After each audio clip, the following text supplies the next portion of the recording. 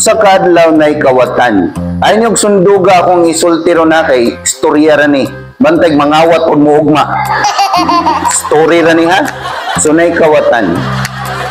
Iyag yung gitun-an og maayo iyahang balay nga kawatan. Wa siya nangawat dayon. Iyang gitanaw ang balay. Pila ka buknag puyo. Naay papa, naay mama, naay duha ka anak, ug naay usa ka yaya. 5 tanan. Iyang gibantayan nga mulakaw ang tanan. Apil ang papa, ang mama, ang duha ka anak, ug ang yaya. Iya pag yung gipahawa og maayo, wa siya ni sudritso. Pagagabi na, kanampawong na ang suga, nisud siya sa kural. Naginahinay siya sud. Adto siya agi sa likod na pultahan kay kung mga dato naman ay tulo ka pultahan. Sagara na tubangan na pultahan, kilid na pultahan o likod na pultahan. Adto siya sa likod aron wa gyud makakita niya. Paong, gabi ha, gabi. Paong nga suga kay wa may tao. So, naginahinay siya abli sa kanang doorknob. Ingana ng doorknob ba? Nahinay siya abli. Nabli niya. Pagsud niya adto siya. Adto ko sa lamisa. Sa lamisa na ay iPhone. Siya, kanina lang. Pagkupot niya sa iPhone na tingog nga ningon.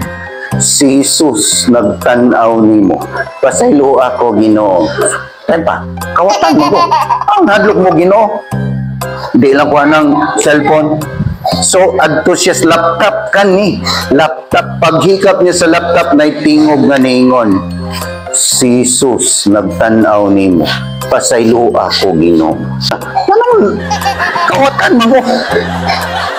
Anong nabalakam kong Jesus? Siya bahala na. Adto siya sa flat screen TV. Dako kayo siya kani.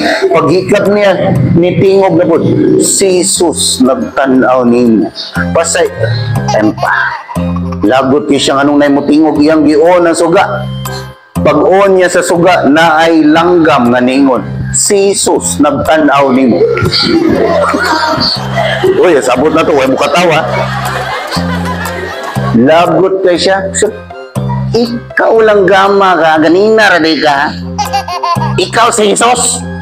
Siya dili. Ako si San Pedro. Yang ano sige magigingon nga si Jesus nagtanaw nimo. Siya daray sa likod nimo naydako kay iro ang pangalan na si Jesus.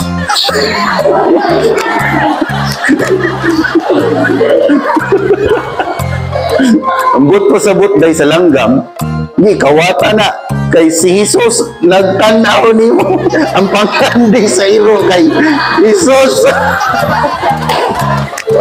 See? Ayaw mong pangawat kay basin si Jesus nagtanaw nimo. Dako kay iro nagana nang ira.